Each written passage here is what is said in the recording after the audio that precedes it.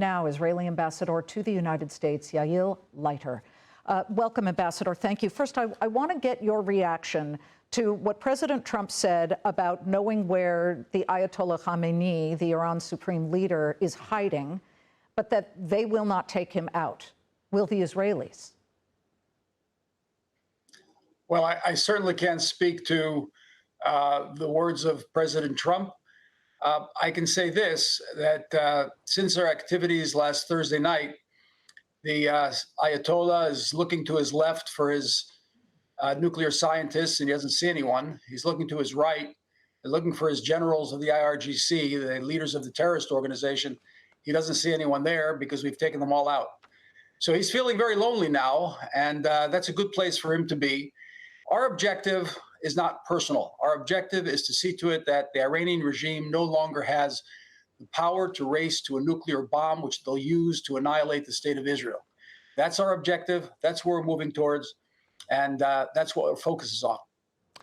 Does it encourage you and Israel and also make you feel, I don't know, certainly not alone in this battle against the nuclear power that Iran came so close to having, that President Trump has, at least in the near time that we have seen, he left the G7 meeting in Canada early. He is right now behind closed doors with his national security advisors talking about this, and he appears to truly be supporting what Israel is doing. Oh, it's more than just appearing. We've never had a better friend in the White House. Israel has never had a better friend than President Trump. And from the moment that he welcomed Prime Minister Netanyahu in the White House in February on his first visit, they've been in lockstep over this. The president has repeated 15 times that Iran could not have a nuclear bomb. And he tried very hard diplomatically. He sent a letter to the Ayatollah. He said, you've got 60 days for negotiations. They tried very much through the good services of Special Envoy Steve Witkoff to conduct these negotiations, to reach a deal where they dismantle their nuclear infrastructure by themselves, where they'd stop enrichment of uranium by themselves. But they've been playing this game for a long time, and 60 days went by. The IAEA released a very damning report, basically vindicating what our prime minister has been saying for 15 years, that they're racing towards a nuclear bomb. And we know now, through our intel, that they were very, very close to achieving the pairing of enriched uranium with a delivery system. And that means death to Israel. This for us is to be or not to be, and we've chosen to be. Well, I can remember in previous conflicts that Iran would have parades of their military might, and written on their ballistic missiles were, in Arabic, the words, "Death to Israel." Okay, that is not something that Israel has ever done to another country, written something like that. America doesn't do that. So this is a country that has stated, if they were able to get nuclear weaponry, how they would use it.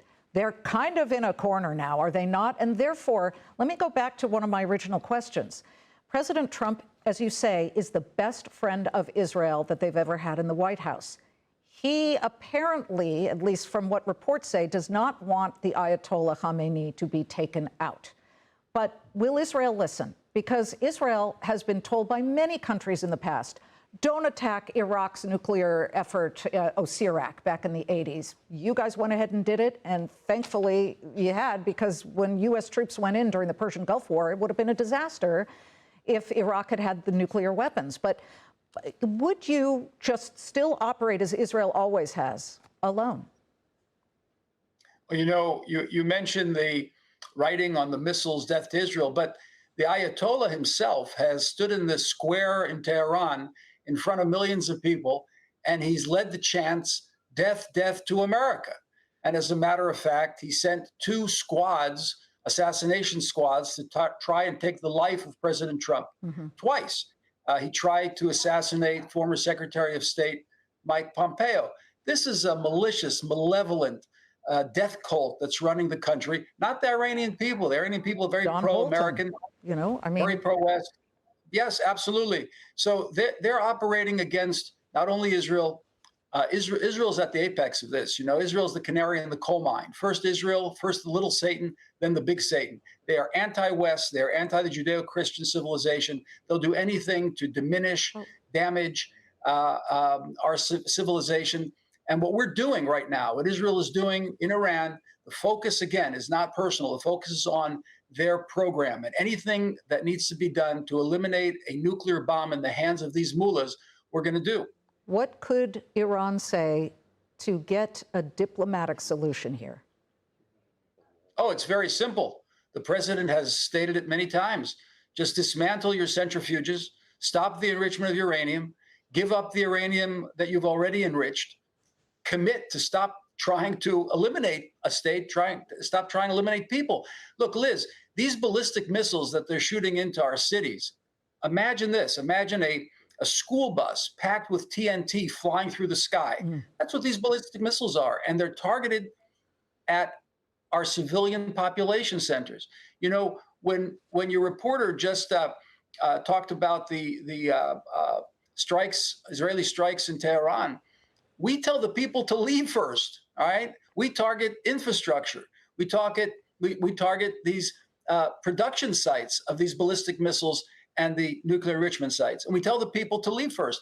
They target the people. This is a evil regime that is a death cult and has absolutely no respect for human life.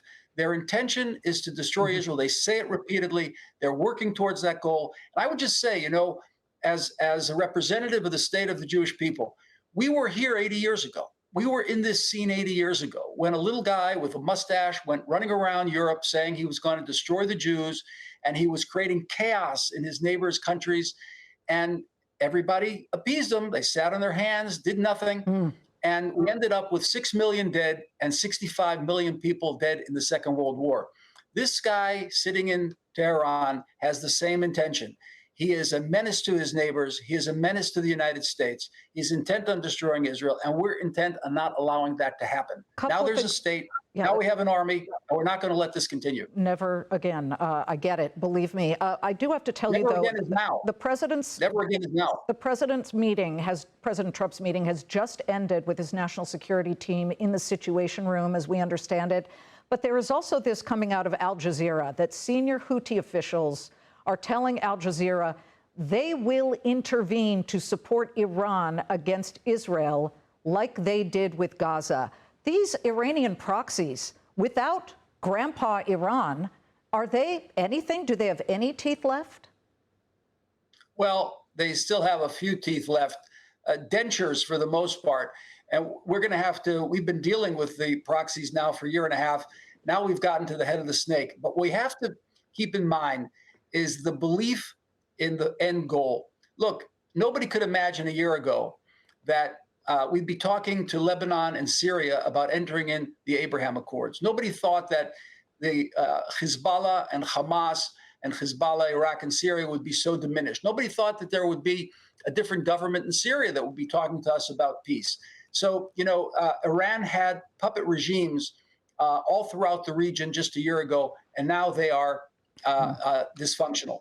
Now that's changed. Now they're different leadership. We have to believe that in Iran and Tehran, there can be a different leadership as well. And that's what we're working towards. You know, we're focused on removing the nuclear threat. The Iranian people now could have the opportunity to rise up and shake off the yoke of this tyrannical totalitarian regime. Yep, and bring it into the modern world. Ambassador, thank you very much.